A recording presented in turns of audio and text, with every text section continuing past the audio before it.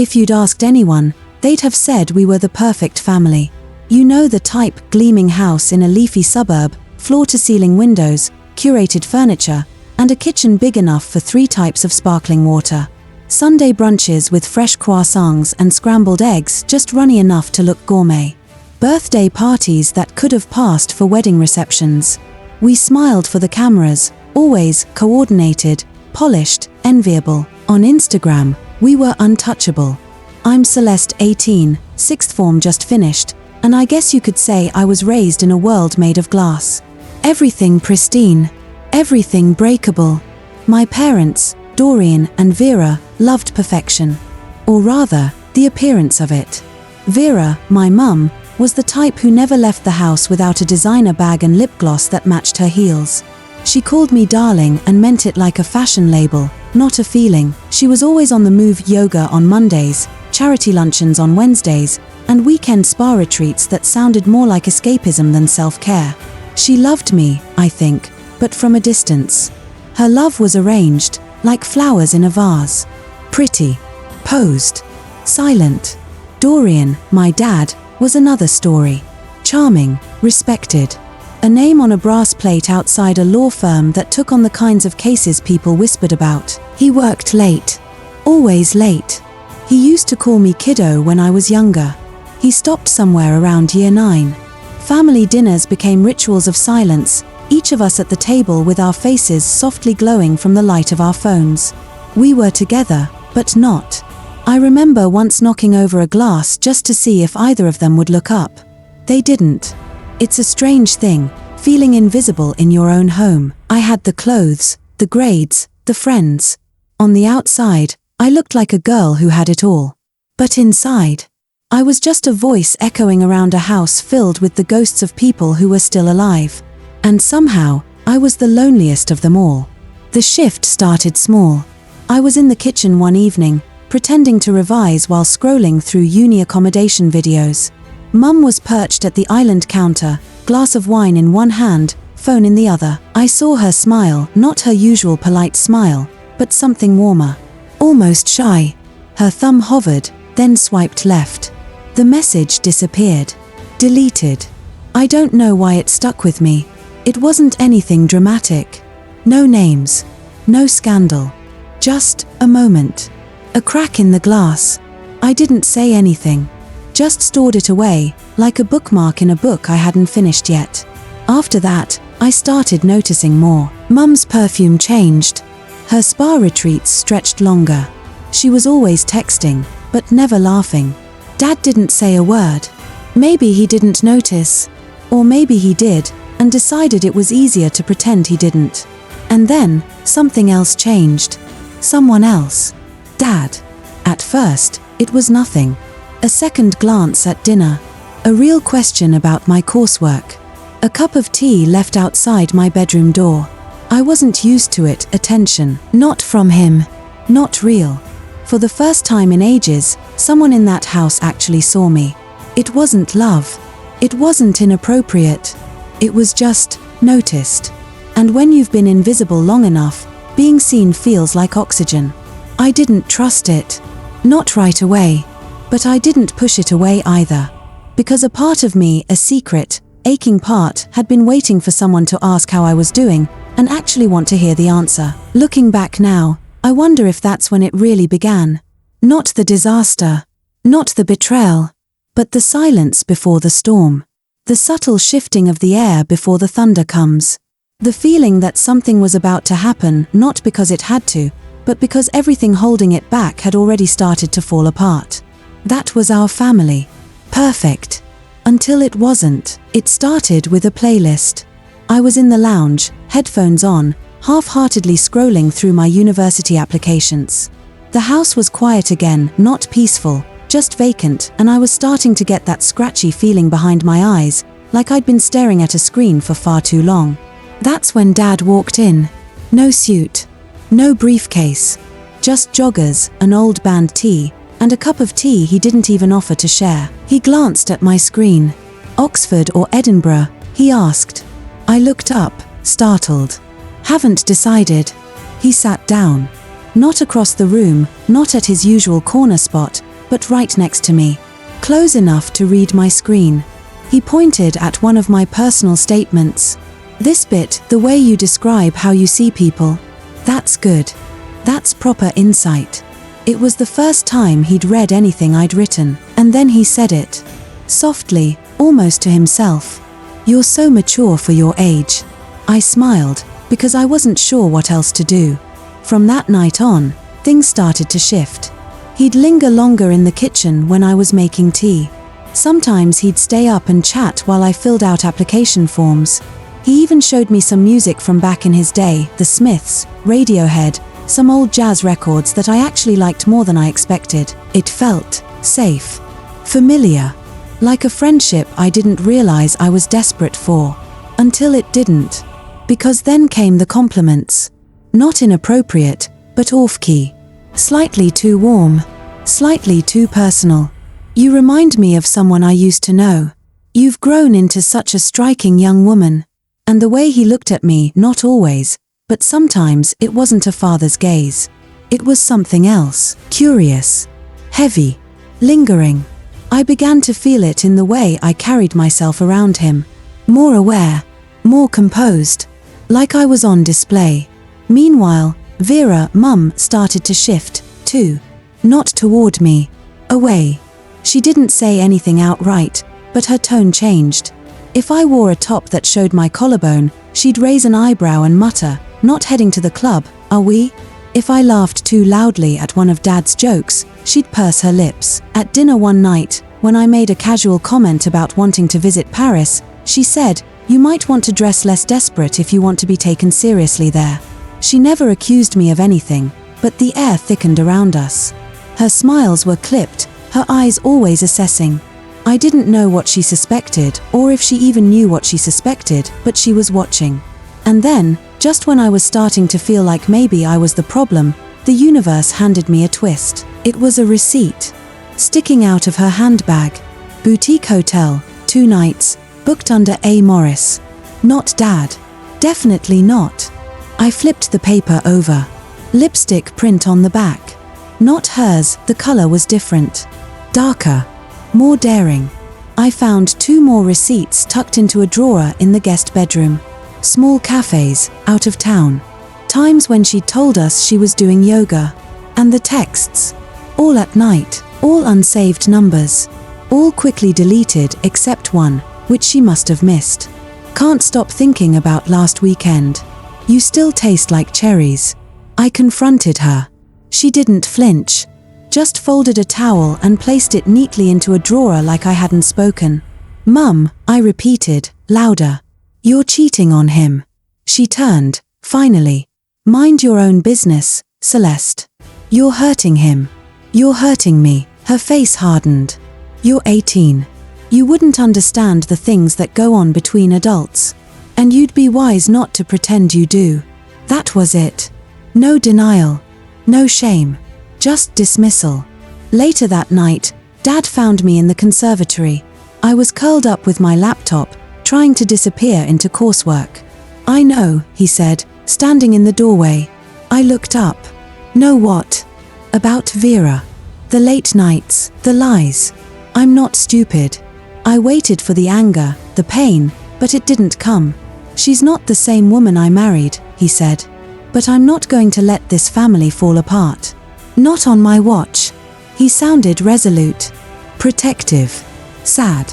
I didn't say anything, but something tightened inside me, not out of guilt, but power. He was opening up to me. Trusting me. And if Vera wasn't on his side anymore, maybe I was. That night, I lay in bed staring at the ceiling. The house had cracked right down the middle. And I was standing in the gap, finally being seen. It was supposed to be just another dull afternoon.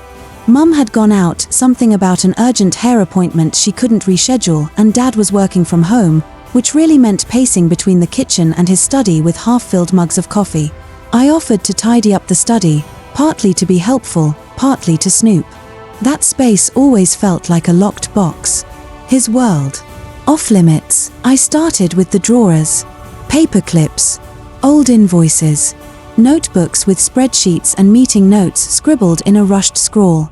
But then, under a stack of expired gym memberships and an old work ID, I found it, a leather-bound journal. Dusty, frayed at the corners, and dated nearly 20 years ago. I hesitated, then opened it. The entries weren't poetic or dramatic. Just honest. Quietly painful, I flipped through pages of reflections on his job, sleepless nights, and the pressure to settle down. Then came the words that froze me. I proposed because it felt like the next box to tick. Not because I was ready. Vera wanted kids. I didn't. Not yet. Maybe not ever. And a few pages later, sometimes I look at my daughter and feel nothing but guilt. She didn't ask for this. But I can't shake the sense that I'm just acting in a role I never auditioned for. My throat tightened. I closed the journal too fast. My fingers trembled. Was that what I'd always been? A role he played out of obligation? I shoved the book back where I found it. That evening, Dad appeared in the hallway with a small box. Happy birthday, he said, even though my actual birthday had passed 2 weeks prior. I opened it. A necklace. Elegant. Expensive. Cool-toned sapphire in the center, surrounded by a delicate chain. No note. No card. Just his words, "You deserve something special." It sparkled under the light. I didn't know whether to say thank you or ask why now. Mum saw it at dinner. She didn't say a word. Just glanced down at the necklace once, then up at me. Her eyes lingered, not shocked, just calculating. Something passed between the three of us that night. Like we'd all silently agreed not to speak about the tension pressing against the table legs. But the next evening, the silence shattered. It began with footsteps, loud across the kitchen tiles. Then her voice, sharp, cold. "That necklace, Dorian. Did you even think before giving it to her?" I stood frozen in the hallway, heart hammering. "What are you implying?" he replied, voice low and tired. "I'm not implying anything," she snapped. "I'm saying it outright. You've crossed a line." He exploded. "You want to talk about lines? You think I don't know about your little rendezvous at the Carlton Hotel? Or the lipstick-stained receipts from your handbag?" Silence. Then Vera's voice, hollow, brittle. "You were never supposed to find those." "So it's true," he said. 2 years of lying to me. 2 years pretending to be a wife when all you cared about was your reputation. "And you," she shot back. "You've been using our daughter as some emotional substitute, parading around like you're the perfect father when you've never been more than an empty shell." I sank onto the stairs, every word ringing like a slap. They were both strangers now. Masked for years, wearing the faces of parents but driven by loneliness, bitterness, and selfish needs. Vera's voice cracked. "I stayed because it looked good. Because I thought maybe, just maybe, we could keep up appearances long enough for her to move out and forget this place." Dorian's reply came slowly. "I stayed because I was too tired to leave." And then, softly, but she started seeing me. Really seeing me. I wasn't invisible with Celeste. Tears burned behind my eyes. It wasn't love. It wasn't about me. It was about absence. About filling a void that neither of them knew how to name. I wasn't the daughter. I was the mirror reflecting back what they each wanted to see. And in that moment, on the staircase of a house that looked perfect from the street, I realized, the family I thought I had never really existed. It was a play. We'd all just been acting. After the truth crashed down on me like a tidal wave, I knew I couldn't stay a silent player in their twisted game any longer. The house wasn't just a battleground, it was a cage. And I was done being the prisoner. The first step was taking control where I could. I'd uncovered enough evidence of Mum's affair to fuel my resolve. Her messages, full of flirtations, promises, whispered secrets, were damning. They were not just words, but weapons, aimed at the fragile facade of our family.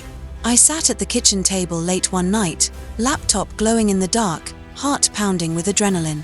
I printed out screenshots of those messages, careful to include dates, times, everything. Then, I found the wife's contact, a woman whose life my mother had been sneaking into like a shadow. I sent the messages anonymously, no explanations, no apologies. Within days, the fallout began. The man filed for divorce. I didn't feel victorious, exactly, just strangely numb. But I hadn't stopped there. My next move was far riskier.